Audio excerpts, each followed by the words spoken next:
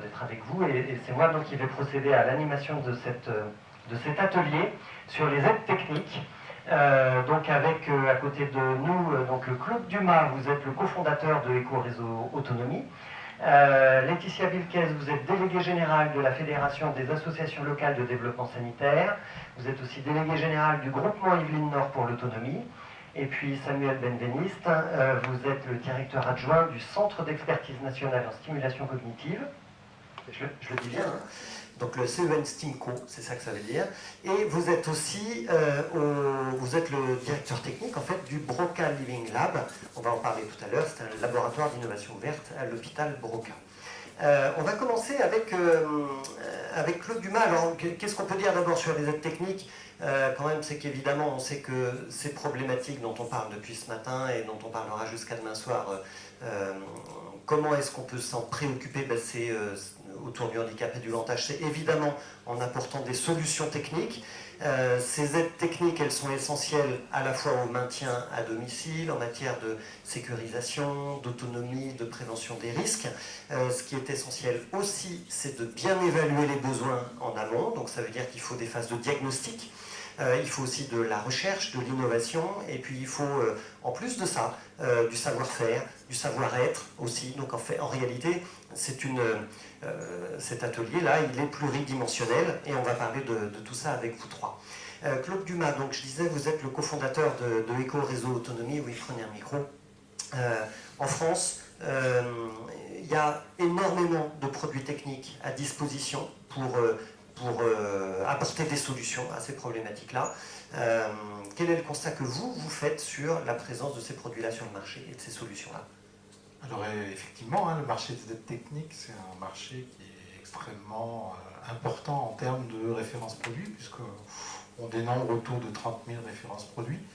Maintenant, pour ce qui est de la structuration du marché en France, on est un marché qui est très en retard par rapport aux autres pays européens. Pas seulement aux pays européens du Nord, comme on pense, mais également un peu en retard sur d'autres pays du Sud. En fait, un marché extrêmement restrictif en termes d'accès aux aides techniques.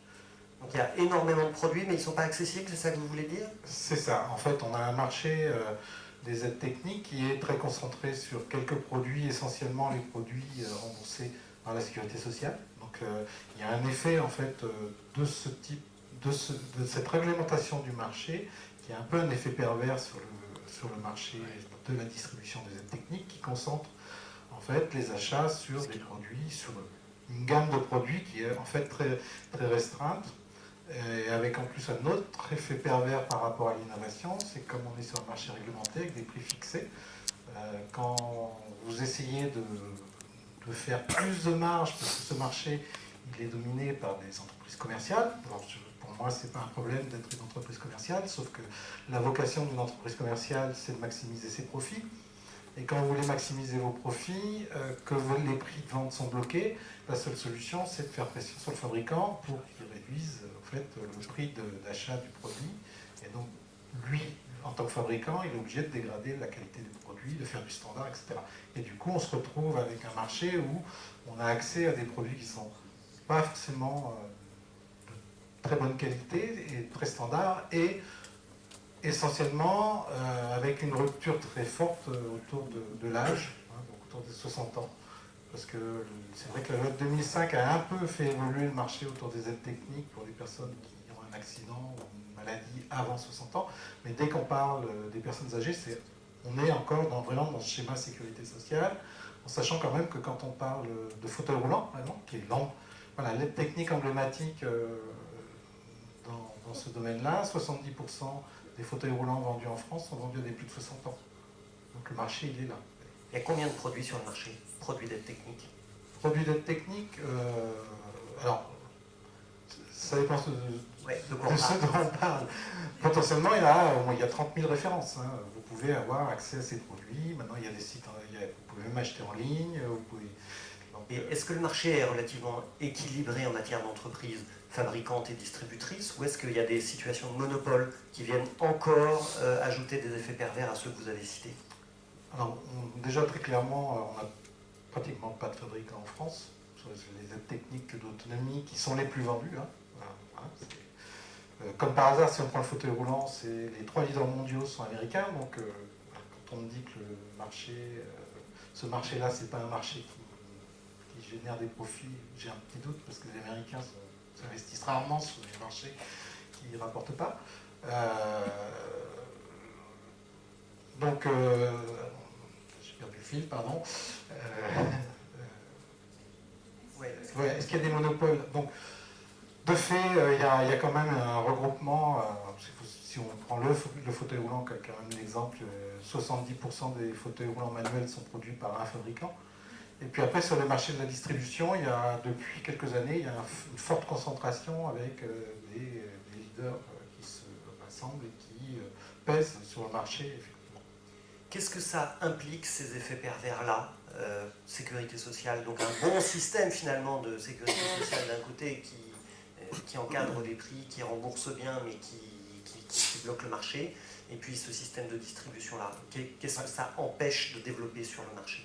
La problématique, c'est qu'on a beaucoup de mal à répondre aux besoins. En fait, quand on constate des besoins d'aide technique... Comme quoi, par exemple? Sur toutes les activités de la vie quotidienne, sur la mobilité, sur l'aide au repas, sur faire sa toilette, enfin toutes les activités de la vie quotidienne, on peut potentiellement avoir besoin d'aide technique. La difficulté quand vous êtes un professionnel du médico-social ou du sanitaire qui accompagne des personnes en situation de handicap, c'est que vous allez être contraint de faire des choix non en rapport avec les besoins de la personne, mais par rapport aux modalités de financement de ces aides techniques. Donc ça veut dire qu'on ne répond pas bien aux besoins de la population. On ne répond que partiellement aux besoins de la population. Voilà, ça c'est clair. Laetitia Wilkes, donc vous êtes déléguée générale de la Fédération des associations locales de développement sanitaire. Quels sont les constats que vous faites en matière de besoins des intervenants dans l'aide à domicile? Alors, pour les intervenants, il y a 2 types d'intervenants. Il y a des personnes qui évaluent les besoins et des personnes qui interviennent vraiment au sens propre.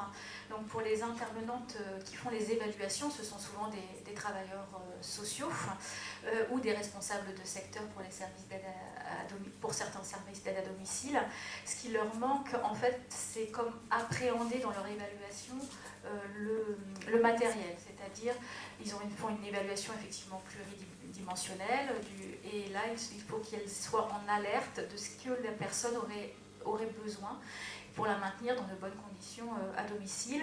Et donc ça demande une formation sur le repérage de ces besoins et tout ce qui est l'anticipation, parce qu'il y a un axe important qui est la prévention. Souvent en France on intervient, on n'est pas une société qui intègre la prévention dans notre système, on est un système plutôt curatif. Donc il faut vraiment que les salariés intègrent la partie prévention et anticipation et de se dire, voilà, le risque est là, il faut utiliser tel ou tel matériel. Donc il faut qu'elles aient ces compétences-là. Et pour les intervenants à domicile en tant que tel, c'est l'utilisation du matériel. Et donc c'est la formation autour de l'utilisation de ces matériels. Et la technicité pour chaque matériel, puisqu'il y a 30 000 références, il y a potentiellement 30 000 façons d'utiliser, enfin j'exagère, mais je schématise un peu, mais façons d'utiliser un matériel. Donc, j'ai même envie d'ajouter, il faut même être capable de faire une cartographie du matériel existant, ce qui n'est probablement pas évident. Alors, pour les personnes qui interviennent à domicile, c'est pas possible du tout. C'est qu'elles se doivent alors d'aller chercher une expertise ailleurs, mais c'est la prochaine question, c'est-à-dire cette expertise, elle est auprès des ergothérapeutes qui ont cette capacité à aller chercher le bon matériel pour le bon handicap.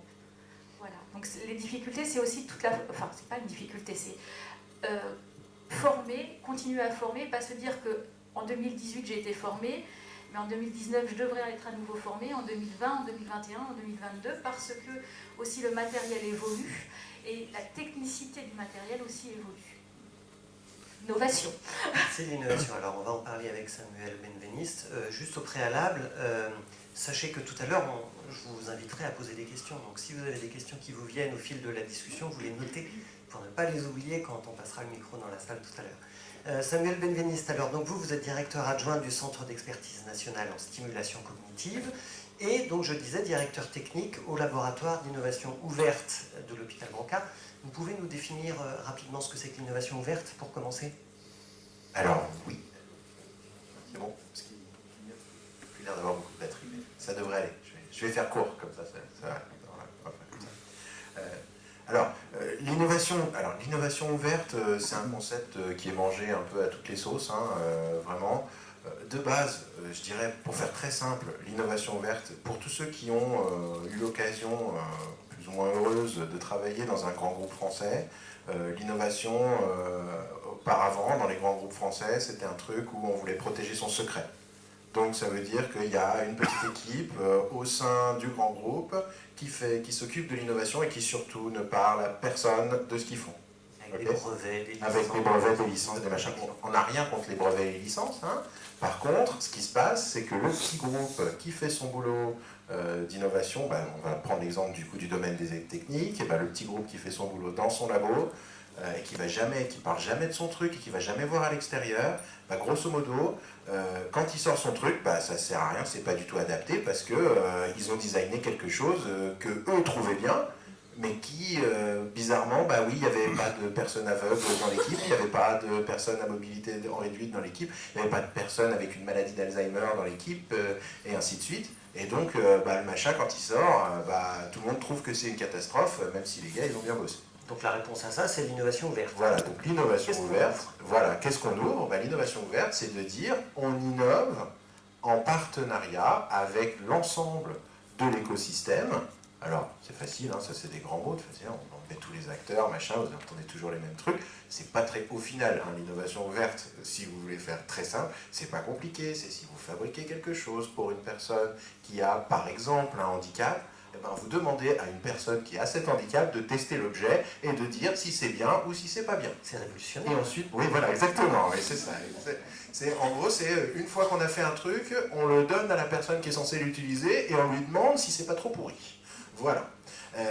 On en rit, mais c'est relativement nouveau comme démarche. Et alors, justement, et c'est là toute la difficulté de l'explication de la démarche Living Lab, c'est que quand on explique aux gens ce qu'on fait, les gens nous disent, mais c'est une évidence, et en gros, ils me disent, mais pourquoi c'est un travail de faire ça? Donc vous avez dit un mot bizarre, Living Lab, parce que vous intervenez au Voilà. Broca Living Lab. Voilà. Qu'est-ce que c'est qu'un Living Lab? Alors, un Living Lab, du coup, c'est une structure de recherche, hein, c'est un laboratoire de recherche, hein, donc, qui publie des papiers scientifiques, et ainsi de suite, hein, qui a la capacité de dire à une entreprise qui fabrique un outil que cette entreprise peut venir dans les locaux du Living Lab, mettre en place son outil dans les locaux du Living Lab et permettre à l'entreprise du coup d'obtenir le retour de vrais patients, de vrais médecins, de vrais paramédicaux, de vrais... tout ce que vous voulez, mais des gens du terrain qui connaissent en fait l'usage de ces solutions et qui vont pouvoir dire si oui ou non l'objet est adapté. Donc ça donc ça c'est, je dirais, la toute première étape du Living Lab, c'est de tester les choses dans nos locaux à nous, mais avec des vrais gens. Parce que vous vous doutez bien que si on envoie les entreprises récupérer directement des noms de patients et tester en direct avec les patients, on va au-devant d'une catastrophe, et puis c'est impossible d'un point de vue éthique, d'un point de vue vie privée, d'un point de vue tout ce que vous voulez. Donc nous, on sert de tampon entre l'entreprise et le patient. Et puis pourquoi on dit living, hein, c'est parce que, évidemment, chez nous, on teste dans des environnements qu'on dit reconstitués, c'est-à-dire on simule une chambre, on simule un cabinet médical ou machin, mais il ne faut pas rêver, les gens quand ils viennent, ils ne sont pas débiles, ils savent bien qu'ils ne sont pas chez eux, ils savent bien qu'ils ne sont pas chez le médecin ou choses comme ça. Donc l'étape suivante, c'est d'aller tester vraiment en milieu réel. Donc on va vraiment dans les cabinets, par exemple, quand on teste un outil de diagnostic, on va dans des cabinets médicaux, on a des médecins qui utilisent le truc, des vrais patients qui viennent là, et on filme. Alors donnez-nous des exemples, quels sont des types d'outils que vous développez au Broca Living Lab? Alors, de notre côté, déjà, c'est important de dire que nous, comme on teste les trucs et qu'on les évalue, on les développe pas nous-mêmes. Nous, on donne des avis aux gens qui les développent. On n'est pas des concepteurs, on n'est pas des designers. Sauf dans les projets vraiment très très recherche, où de toute façon, il n'y a pas d'entreprise pour faire ce genre d'outils. Et même en amont, vous n'intervenez pas en co-conception avec les développeurs? Justement, l'idée de la co-conception, c'est que nous, on permet aux patients eux-mêmes de co-concevoir avec les développeurs. C'est-à-dire que ce sont les patients qui vont dire ça c'est bien, ça l'est pas, vous pourriez faire comme ci, vous pourriez faire comme ça. Mais c'est pas nous. C'est-à-dire c'est pas Samuel qui regarde le machin et qui dit moi je ferai comme ça. Moi, justement, mon boulot, c'est de pas dire ça. Alors, des exemples. Alors, des exemples. Nous, au Centre d'expertise nationale en stimulation cognitive, qui est maintenant intégré au sein du Broca Living Lab, l'hôpital Broca, c'est un hôpital gériatrique, spécialisé dans le traitement des troubles cognitifs. Donc, notre grand cheval de bataille, c'est tout ce qui peut aider les personnes qui ont une maladie d'Alzheimer ou une maladie apparentée et leurs aidants. Donc ça va être des outils qui permettent de géolocaliser les personnes qui se perdent dehors quand elles quittent la maison. Ça va être des outils, des pilules électroniques qui permettent aux personnes peut-être des personnes qui ne sont pas encore trop malades, de prendre elles-mêmes leurs médicaments parce qu'on leur rappelle que leurs médicaments doivent être pris et on peut vérifier que le médicament a bien été sorti du dispositif. Alors après, pour la petite histoire, vous avez plein de personnes qui ne veulent pas prendre les médicaments, donc ils vont sortir le médicament et ensuite le mettre dans le pot de fleurs ou le donner au chien. Ça, on ne peut rien faire. Okay, hein, ça, pauvre chien, oui, oui. Enfin, il y a des chiens qui sont très heureux, ils sont sous Valium, ils sont très contents. Enfin voilà, on en trouve. Hein. Mais voilà. Donc c'est des choses comme ça. Et puis c'est tout ce qui touche, je dirais, aussi à l'accompagnement des aidants. Parce qu'il faut voir qu'une personne qui a une maladie d'Alzheimer, puisqu'elle a des troubles cognitifs, hein, on parlait d'intelligence artificielle dans la conférence précédente, tant qu'on n'est pas capable de faire un cerveau artificiel, hein, il faut quand même remplacer les capacités cognitives de la personne, et ça c'est toujours l'aidant qui le fait. Hein. Je veux dire, je vous prends un exemple tout bête, vous recevez votre déclaration d'impôt, hein, parce que même quand vous avez une maladie d'Alzheimer, vous avez des revenus, vous avez des impôts, vous avez des factures. Déjà pour nous, qui avons toutes nos capacités cognitives, ça peut être horriblement compliqué. Alors vous imaginez pour une personne qui a des troubles cognitifs. Et aujourd'hui, enfin si vous en connaissez un, je suis ravi.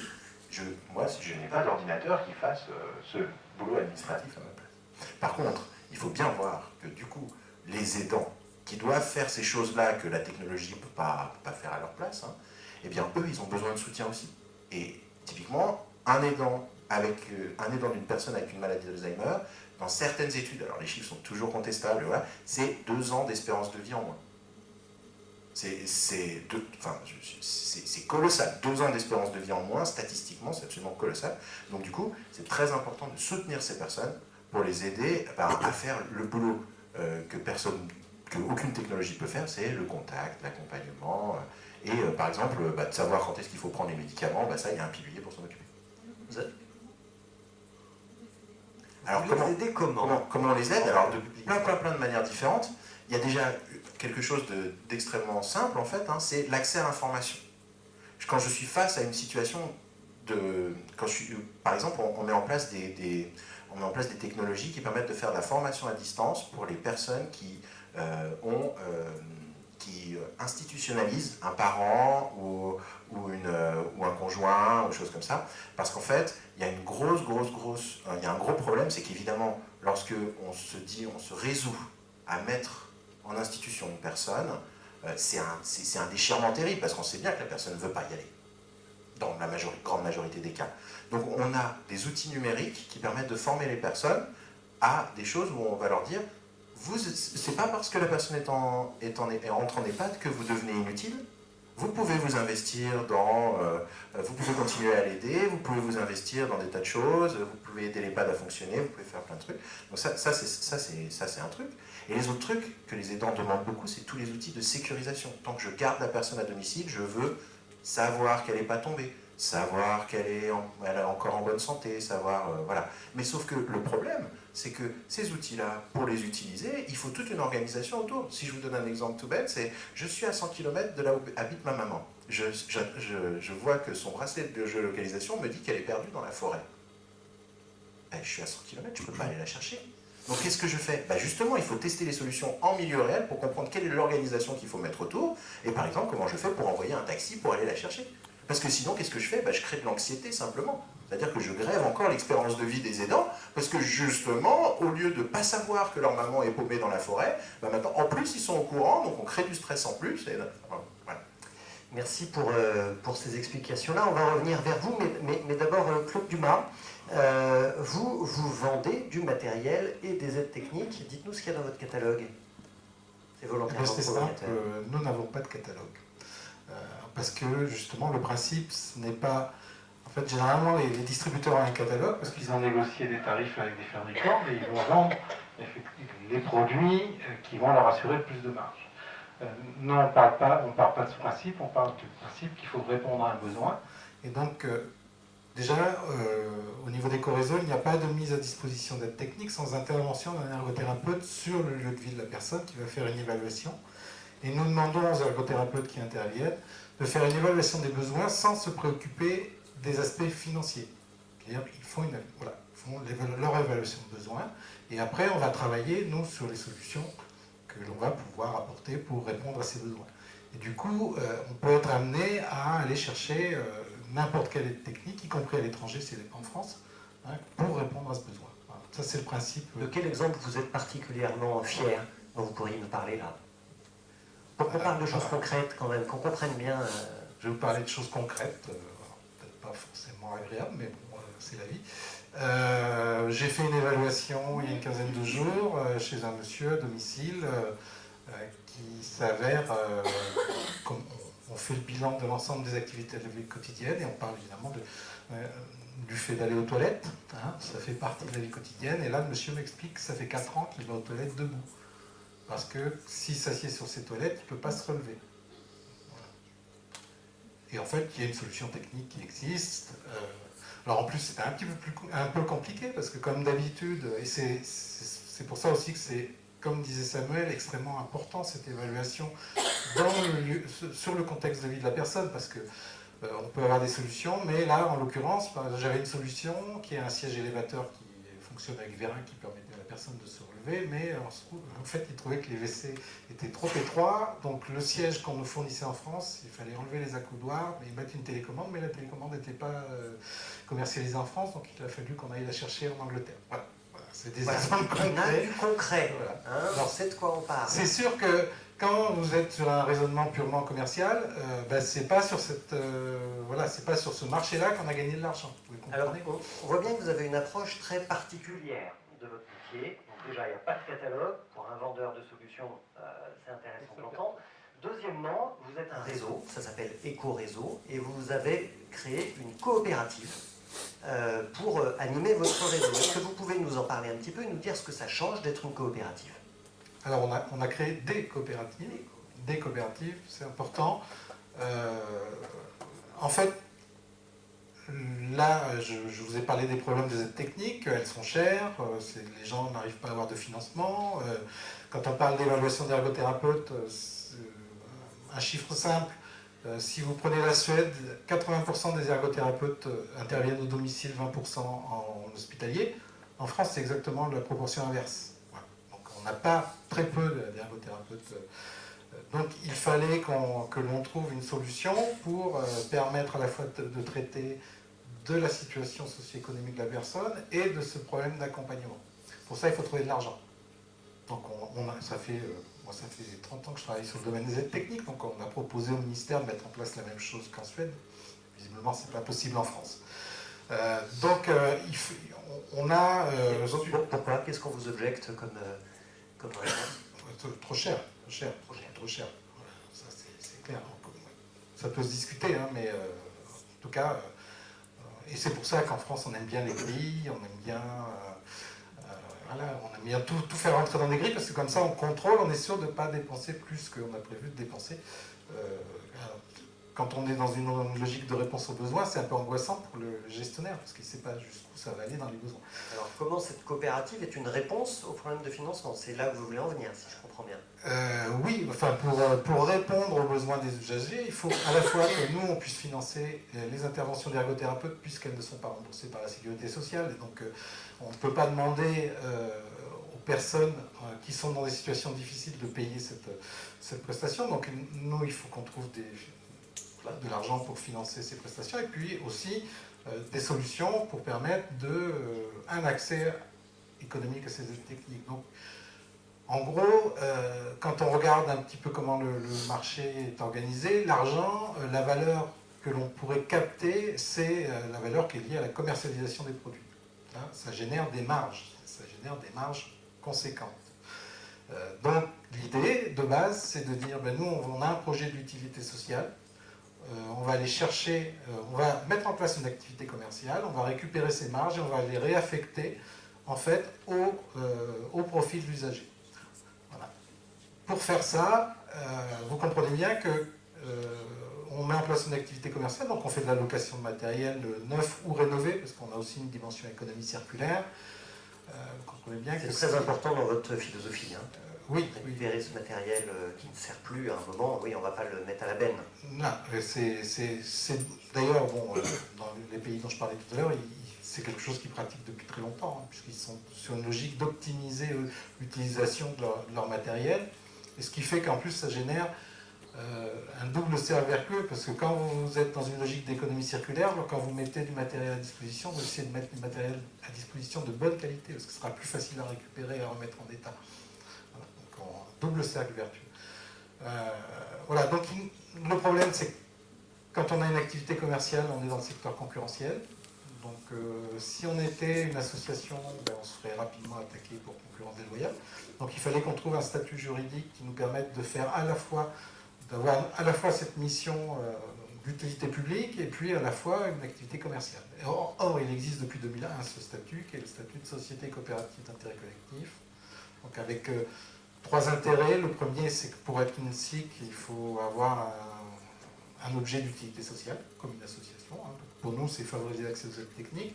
Le deuxième point, c'est la gouvernance. C'est pour ça que je disais qu'il y a des sociétés coopératives, parce qu'en fait, on crée une société coopérative par département. Alors par département, parce que c'est logique en termes de politique autour du médico-social, c'est géré par le département. Et ce qui est extrêmement important, c'est que cette société coopérative, elle va être gouvernée, il va y avoir une gouvernance mise en place par les acteurs du territoire, du département. Donc on ouvre la gouvernance, alors sur une gouvernance qui est organisée sur 3 collèges, les bénéficiaires, parce que contrairement à une société coopérative dite SCOP, qui travaille dans l'intérêt du coopérateur, là, nous, on travaille dans l'intérêt du bénéficiaire, qui ne fait pas partie de la société coopérative. C'est-à-dire, pour simplifier, dans les coopératives traditionnelles, les SCOP, les salariés sont décisionnaires, mais dans les SIC, comme celles que vous mettez en place, ce sont toutes les parties prenantes que vous décidez d'associer qui sont décisionnaires. Exactement, y compris des représentants publics, ce qui est spécifique à ce statut. Ce qui est, je trouve intéressant, c'est quelle est la place des ergothérapeutes dans votre processus de décision? Ils sont salariés, donc ils sont représentés à la gouvernance aussi. Et donc ça veut dire que, comme dans n'importe quelle coopérative, ce sont aussi les salariés qui décident de qui est à la tête de l'entreprise. Oui, ce qu'on vote. Tout à fait. Pour, c'est un homme, une voix. Le principe, c'est un homme, une voix. Voilà. Merci Claude Dumas. Laetitia Bilquez, pourquoi est-ce que ce lien avec les ergothérapeutes, il est si important? Alors tout d'abord, je voudrais dire que c'est une ressource relativement rare en domicile. Voilà, très très rare. Donc on ne peut pas cette ressource étant rare, c'est souvent des temps partiels qui sont dédiés aux structures. Donc forcément, tout le monde n'a pas l'accès. Et donc là, je reprends la notion de case. Il faut rentrer dans un système particulier pour avoir accès à l'ergothérapeute, pardon, et avoir accès à son évaluation à domicile. Ça pose question effectivement sur l'anticipation des besoins. Son expertise, c'est un métier, c'est un expert à partir de là. Et donc le professionnel a un regard sur l'ensemble du domicile, mais aussi sur la volonté de la personne à... En fait, souvent, les personnes qui deviennent dépendantes trouvent des astuces parce qu'elles ne peuvent plus faire et trouvent des astuces. Par exemple, elles ne vont plus aller dans une pièce parce que l'interrupteur il est inaccessible, elles ne vont plus se faire chauffer des choses, grâce à une casserole, parce que les casseroles c'est dans le placard du haut à gauche et en fait c'est pas accessible. Donc la capacité humaine aussi c'est s'adapter. Donc ils vont s'adapter, ils vont transformer leur manière de vivre, mais parfois en se mettant en danger ou aux dépens de leur santé propre. Donc problème de nutrition, problème de locomotion, chute, on va plus à l'extérieur parce que, bon après il y a l'image du matériel aussi, mais voilà, donc l'ergothérapeute quand il fait, parce que moi je connais plutôt des ergothérapeutes femmes, c'est plutôt un métier féminin d'ailleurs, font leurs évaluations, elles regardent tout ça, c'est pas juste, elles évaluent vraiment le besoin. Et de là, il va y avoir un plan d'aide. Et donc ce qui est intéressant dans la logique présentée par M. Dumas, c'est que en fait, le plan d'aide, il est très large, on ne se donne pas de limite. Et à partir de là, on sait très bien qu'il y a des limites financières, elles vont proposer du matériel adapté ou adaptable, parce qu'elles sont aussi, un peu comme les psychomotriciens, aussi la faculté d'adapter certains matériels aux besoins de la personne. Voilà, et aussi d'entendre leurs besoins. Moi, je me souviens très bien d'une ergothérapeute qui, dans un domicile, la personne avait besoin d'un lit médicalisé, mais après, voilà, et elle voulait pas parce que ce lit représentait pour elle énormément de choses, la vie avec son mari, voilà, une histoire, et puis il avait appartenu à ses parents, enfin bon, voilà, il y a des histoires derrière. Et elle avait dit, bon bah, on y arrivera à le mettre, ce lit médicalisé, mais en attendant, on va mettre des cales, on va rehausser pour que, effectivement, les professionnels qui intervenaient puissent avoir des conditions optimum et qui, elles, puissent se lever aussi de manière plus aisée, puisqu'il faut avoir les deux pieds vraiment bien posés sur le sol pour avoir... Voilà, donc il y a des choses comme ça, c'est aussi, je trouve, leur capacité à innover, à trouver des solutions, à les chercher. Elles sont souvent des personnes très curieuses, des personnes des professionnels qui ne s'arrêtent pas au... Voilà, il y a une difficulté, mais elles ne s'y arrêtent pas. Il y a forcément des solutions et elles cherchent énormément ces solutions.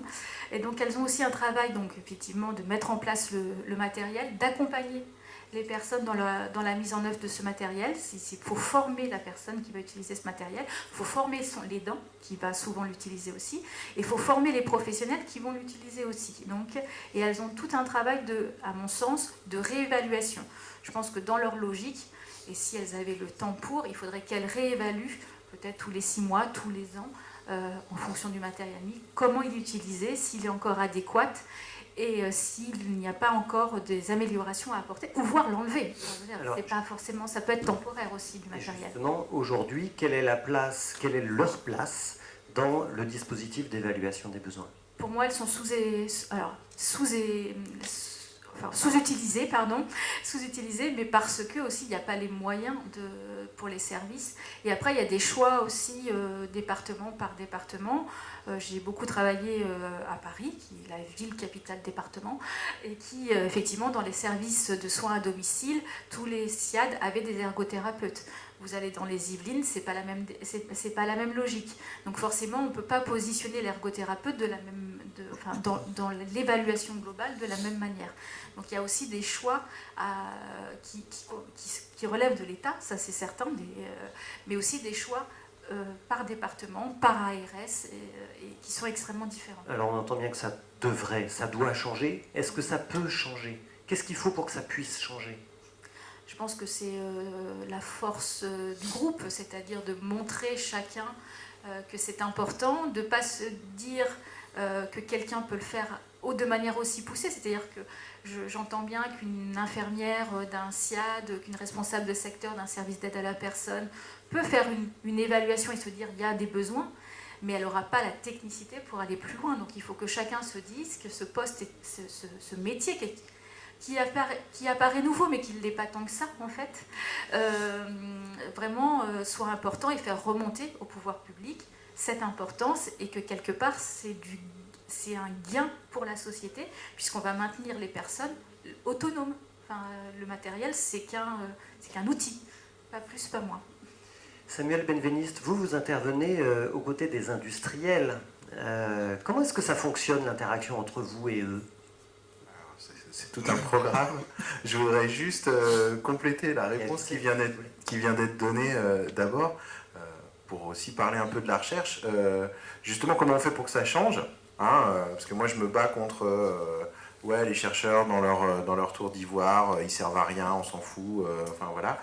Un des trucs qu'on fait beaucoup au Living Lab, c'est évaluer les politiques publiques, et notamment, tout simplement, d'un point de vue économique.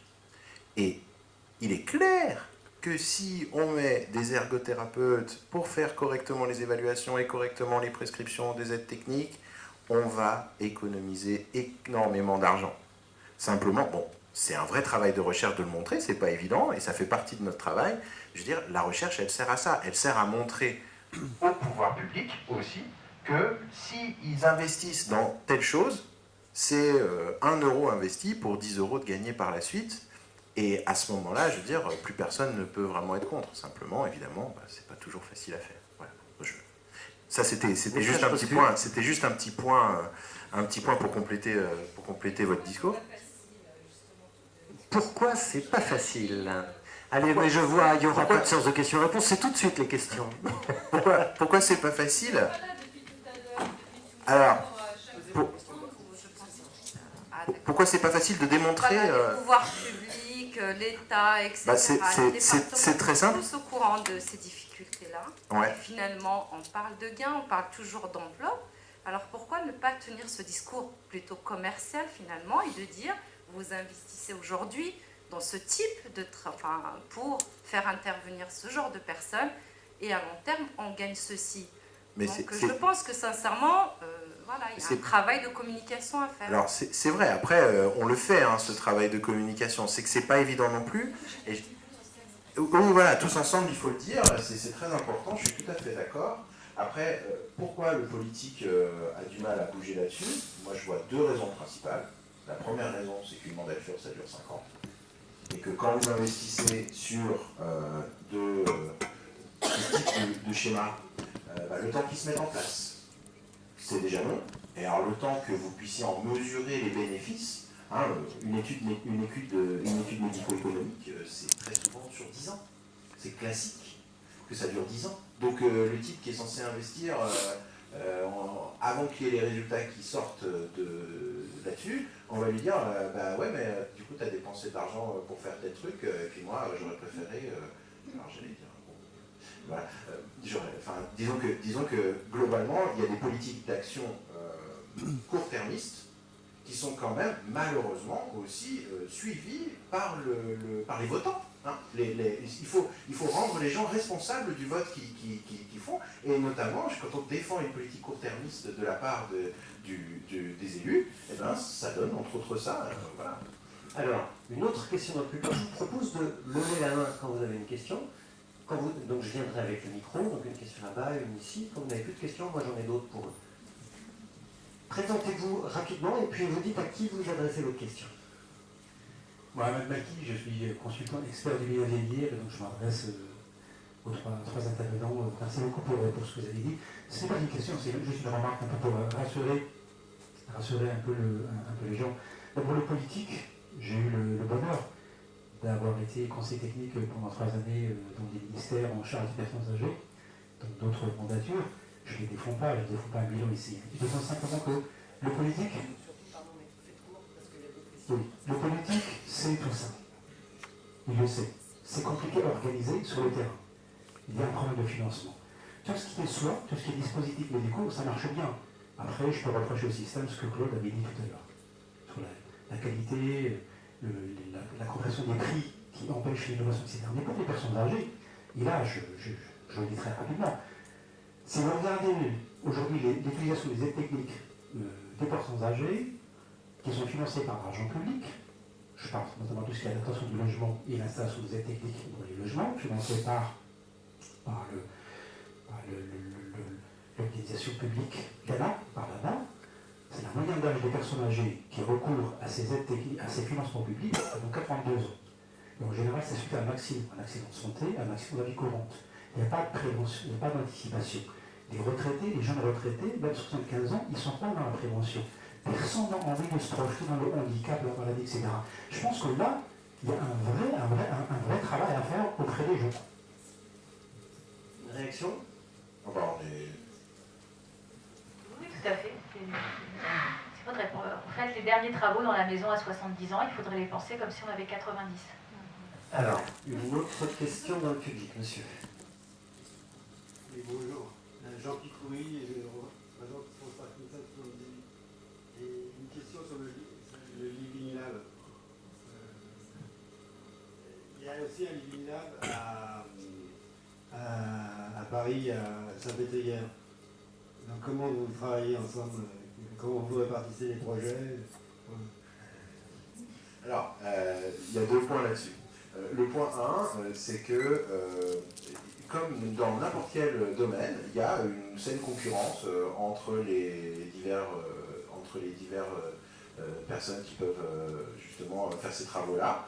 Et je dirais, ça fait des années, hein, par exemple, que l'Agence nationale de la recherche, quand elle publie un appel à projet, eh bien, il y a plusieurs équipes spécialistes du même sujet qui peuvent être amenées à répondre.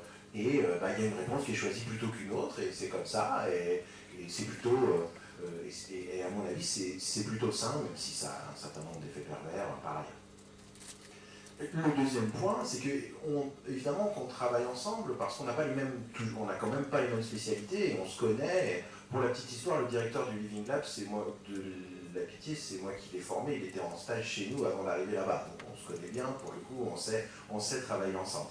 Et en fait, ce qui se passe, c'est que la manière sur laquelle on arrive généralement, c'est que lorsqu'il y a des maladies, pour tous les projets qui traitent de maladies neurodégénératives, plutôt dans un contexte de personnes jeunes, voire très jeunes, ça va plutôt être à la Pitié-Salpêtrière, et nous on s'occupe surtout des maladies neurodégénératives liées à l'âge. Voilà. Mais en toute sincérité, ce n'est pas du tout une distinction qui est toujours vraie. Le point le plus important, c'est qui a les équipes, les compétences et l'envie, à chaque fois qu'il y a une opportunité qui se crée de monter un projet sur un sujet, qui arrive à mettre l'effort à ce moment-là aussi. Hein, c'est beaucoup à l'opportunité. Il y a combien de Living Lab en France? Alors, de Living Lab sérieux ou de gens qui disent qu'ils font... C'est vous le spécialiste, voilà. je ne sais pas. Donc, il y a une trentaine de Living Lab corrects en France. Maintenant, j'ai envie de dire, il n'y a pas besoin d'un... on disait tout à l'heure, hein, le Living Lab, c'est des choses simples. Donc, il n'y a pas besoin d'être un grand spécialiste du Living Lab pour s'inspirer au moins de la démarche du Living Lab et faire de la co-conception. Moi, ce que je dis aux entreprises qui viennent nous voir, parce que bon, hein, on est comme n'importe quel autre fournisseur de services, même si on est une association, on est à but non lucratif, mais grosso modo, quand les gens viennent nous voir et qu'ils nous commandent un truc, ils me disent toujours c'est trop cher. Hein, je ne sais pas quelle est la dernière fois que vous avez acheté quelque chose et vous vous êtes dit ah ben non, c'était juste le prix parfait, si ça avait été 20% moins cher, ça n'aurait rien changé. Ça n'existe pas, on veut toujours avoir le truc pour un peu moins cher. Okay, donc moi, quand ils ne peuvent pas s'offrir nos travaux, parce que nous on a des méthodes scientifiques qui effectivement ont un coût, eh bien je leur dis, eh ben, au moins, à défaut de la faire avec nous, déjà faites de la co-conception, vous, avec vos utilisateurs. Ce n'est pas impossible, il n'y a pas toujours. Merci pour cette réponse. Une autre question dans le public. Bonjour, Emmanuel Carré, responsable mission institutionnelle à la LDA. Deux questions. Les ergothérapeutes, leur rôle au sein de tout ce qu'on peut voir et la nécessité de leur poste, ça, on n'en disconvient pas. Mais du coup, comment faire pour faire en sorte qu'il y en ait plus? Parce que là, ça, je ne suis pas sûre que notre gouvernement ait pris la mesure de ces enjeux de société. Première question. Deuxième question. Pourquoi ne pas non plus alerter, puisqu'il faut anticiper, ces besoins de financement, puisqu'on a un système qui s'auto-alimente par la PCH, par les fonds de compensation et qui vise à toujours faire en sorte que les mêmes personnes achètent les mêmes aides au même moment, enfin, et que derrière, à côté de ça, on a des personnes âgées qui n'ont pas forcément les moyens de se les acheter, et des personnes en situation de handicap qui, à certains autres moments, quand elles ont épuisé leur forfait handicap, ne peuvent plus se les acheter. Donc c'est vrai que nous, on croit beaucoup au projet de M. Dumas et Corézo, mais c'est vrai que du coup, il serait urgent d'alerter les pouvoirs publics autour de ces enjeux de société. Je ne suis pas sûre qu'ils en aient pris la mesure. Alors, par rapport aux ergothérapeutes, là, il y a une dimension politique, forcément. Hein, c'est des choix qui sont faits au niveau du ministère de la Santé. Ça fait des années que les ergothérapeutes attendent qu'il y ait un financement de la sécurité sociale pour leurs actes, ce qui permettrait de déployer des ergothérapeutes. Hein. Je sais pas, au Québec, par exemple, il y a plus d'ergothérapeutes que de kinésithérapeutes. Voilà.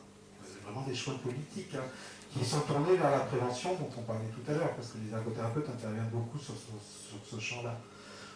Cela dit, à notre niveau et au niveau des Corézo, l'objectif c'est vraiment justement de multiplier ces interventions d'ergothérapeutes. Alors là, c'est vrai qu'on parle beaucoup de volonté politique, mais des fois, ça revient toujours à parler de budget, Mais parfois, c'est peut-être pas forcément qu'il manque de budget, c'est qu'il n'est pas orienté aux endroits où il faudrait et qu'il alimente des revenus qui pourraient être utilisés au bénéfice des usagers. Et c'est ça l'essence d'éco-réseau. C'est-à-dire, actuellement, vous avez quand même des commerces. Allez regarder sur Internet, prenez les grands noms de la distribution de matériel médical et regardez leurs chiffres. Ils ont des bénéfices annuels qui sont importants. Or, c'est de l'argent public. Et dans la logique de la sécurité sociale, en plus, quand vous regardez les tarifs de remboursement par rapport au matériel qui est mis à disposition, c'est évident que dans le coût qui est financé par la sécurité sociale, il y a le coût du service dedans. Donc, nous, ce que l'on propose, c'est de dire, ok, on prend le tarif, mais on met le service dedans. Et en fait, ça va permettre déjà de multiplier les interventions d'ergothérapeutes. Pas autant qu'il en faudrait, ça c'est clair, hein, mais c'est aussi une autre façon de voir une gestion des dépenses de l'assurance maladie et d'orientation. Et c'est clair, là je rejoins aussi la question de prévention, c'est que effectivement, on est beaucoup dans le curatif en France. C'est toujours les mêmes produits qui reviennent, lits médicaux, lève-personne. Et même des fois, on va préconiser, comme il est remboursé, on va mettre en place un lève-personne, alors que peut-être une aide technique au transfert qui va permettre à la personne de continuer à être active et donc d'être dans une zone de prévention, ben on ne va pas la préconiser parce que c'est plus facile d'avoir le remboursement du lève-personne. Vous voyez, on est sur des mécaniques qui sont perverses. Donc, il y a de l'argent qui est investi par la sécurité sociale sur ce matériel, utilisons-le mieux. Voilà, c'est l'objectif. Laetitia Bilquez, comment on fait pour augmenter le nombre d'ergothérapeutes en France? Alors ça, je n'ai pas la solution. Après, ce que je voulais dire, c'est qu'ici, pas très loin, il y a l'école des ergothérapeutes sur le campus. Et je dirais que, voilà, je pense que les ergothérapeutes sont aussi happés par les établissements. Enfin, moi, voilà, le constat que j'en fais, pour en avoir cherché aussi pour justement pour l'autonomie territoriale, voilà, ils sont, je dirais qu'elles veulent aller chercher peut-être d'abord les jeunes ergothérapeutes, souvent elles sont relativement, quand elles sortent de l'école, aller chercher la technicité qu'elles trouvent plutôt, elles ont le sentiment de le trouver plus en établissement qu'à domicile. Ça, c'est le sentiment, mais je pense que comme une infirmière veut aller plus au bloc pour de la technicité plutôt qu'en géronto, c'est des choses qui peuvent très bien s'entendre. Mais je pense qu'au domicile, en fait, il faut vraiment des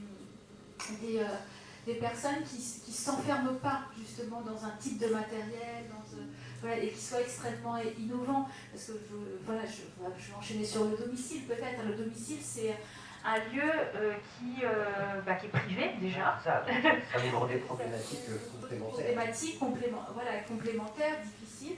Et je pense qu'il faut et quand on fait intervenir une ergothérapeute dans un domicile, soit on le fait intervenir effectivement en libéral, mais on n'en a pas beaucoup parce qu'elles ne peuvent pas vivre de leur métier en libéral.